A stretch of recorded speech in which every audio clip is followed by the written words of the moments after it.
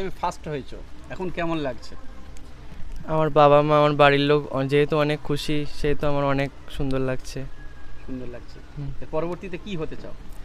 পরবর্তীতে ইচ্ছা আছে পিওর সায়েন্স নিয়ে পড়ে নিট কিংবা জেই দেওয়ার, দিয়ে মেডিকেল কিংবা ইঞ্জিনিয়ারিং লাইনে যাওয়ার ইচ্ছা আছে। আলিমে প্রথম হয়েছে, জেনে অত্যন্ত ভালো লেগেছে, আমি গর্বিত। এবং যেভাবে ও লড়াই সংগ্রাম করেছে এবং ওর পরিবার যে অর্থনৈতিকভাবে সচ্ছল নয়, তাও শিক্ষার পিছনে নিজেদের অর্জনের পয়সাটুকুও কিন্তু ব্যয় করেছেন। এবং ওর আব্বা এতটাই দরিদ্র যে কখনো সেলাই কাজ বাড়িতে করেন, আবার কখনো পরিযায়ী শ্রমিক হয়ে মুম্বাইতেই সেলাইয়ের কাজের জন্য যান। ফলে এই লড়াইয়ের মধ্যেও কিন্তু আজকে প্রাথমিকভাবে সফল। আমরা দোয়া করব যে আগামী দিনে যাতে আরও বড় জায়গায় পৌঁছাতে পারে। সেক্ষেত্রে আমাদের কোনো সহযোগিতা প্রয়োজন হলে নিশ্চয়ই আমরা সহযোগিতার হাত বাড়াবো। আর এর পাশে থেকে এইটুকু বলবো যে আজকে যে সমস্ত দরিদ্র পরিবারগুলো, মুসলিম দরিদ্র পরিবারগুলো অর্থনৈতিক ভাবে দুর্বল, তাদের ঘরেও কিন্তু মেধা আছে। অনেক পরিযায়ী শ্রমিক, হাজার হাজার নয় লক্ষ লক্ষ পরিযায়ী শ্রমিক, তাদের ঘরেও কিন্তু মেধা আছে। অর্থের অভাবে মেধার বিকাশ ঘটছে না। গরিব পরিবারের ছেলে মেয়ে হওয়ার কারণে তারা লেখাপড়া শেখার সুযোগ পাচ্ছে না।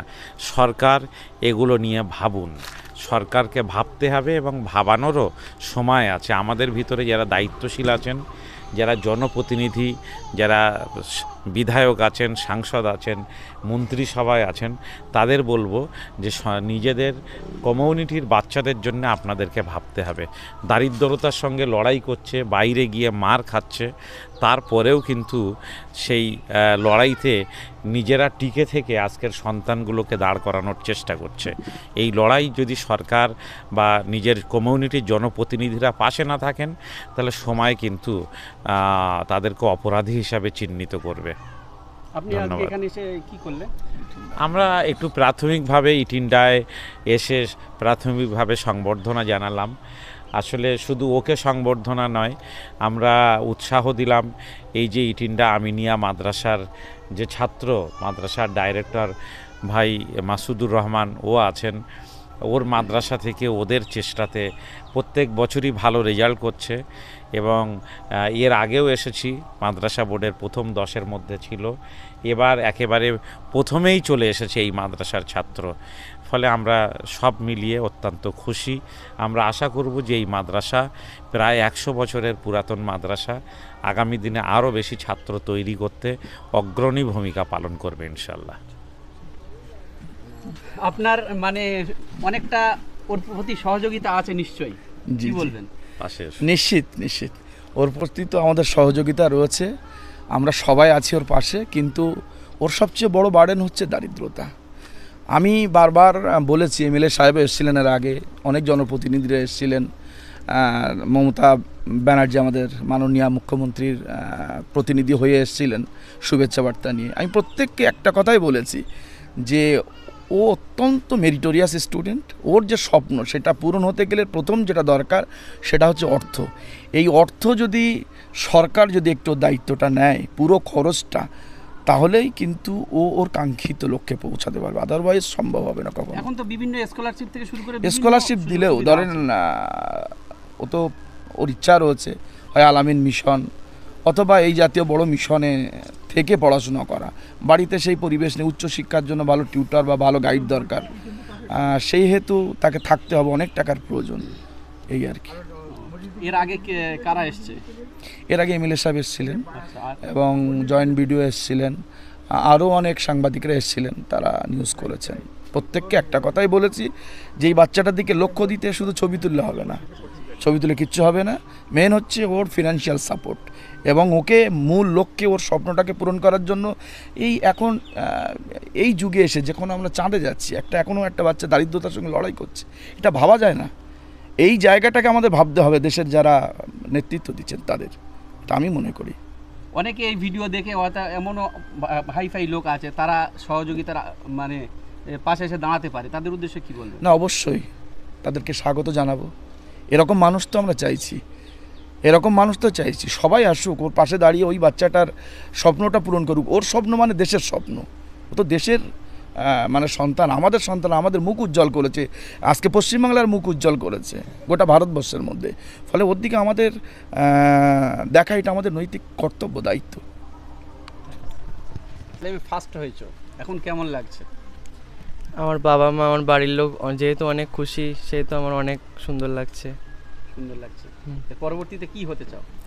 পরবর্তীতে ইচ্ছা আছে পিওর সায়েন্স নিয়ে পড়ে নিট কিংবা জেই দেওয়ার, দিয়ে মেডিকেল কিংবা ইঞ্জিনিয়ারিং লাইনে যাওয়ার ইচ্ছা আছে। তুমি তো একটা মাদ্রাসার ছাত্র, তাহলে ওই লাইনে যাবে কেন?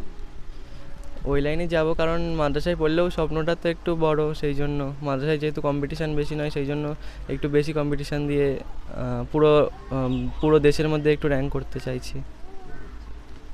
কতক্ষণ পড়াশোনা করেছো? বাধা ধরা তেমন টাইম ছিল না, কিন্তু যখন ভালো লাগতো পড়তাম। সেই তো আমার 10-12 ঘন্টা হয়ে যেত প্রতিদিন। ফ্যামিলির আর্থিক অবস্থা কেমন? আর্থিক অবস্থা তো তেমন সচ্ছল না, কিন্তু আব্বু কোনোদিন অভাব বুঝতে দেয়নি। যখন যা চেয়েছি পেয়েছি, সেটা আমার আব্বু ধার করে এনে হলেও দিয়েছে।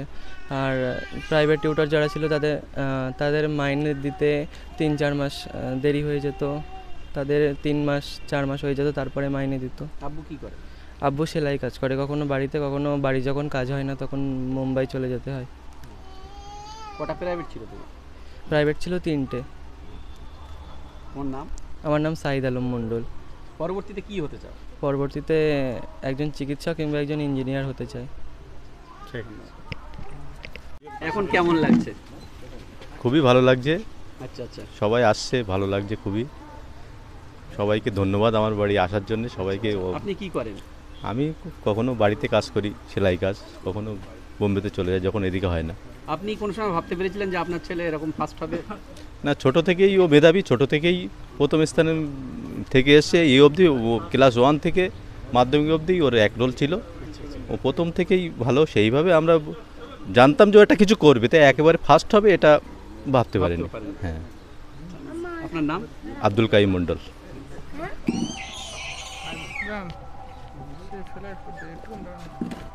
তোমার হাতটা নিচে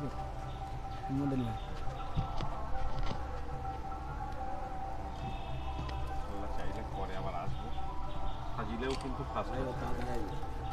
আচ্ছা আচ্ছা আচ্ছা। সাইড বাইরে সরে দাঁড়ান দিকে, সারার দিকে সরে যান, ওই দিক পাশাপাশি দাঁড়া। ঠিক আছে, হ্যাঁ একটু আমার দিকে, হ্যাঁ।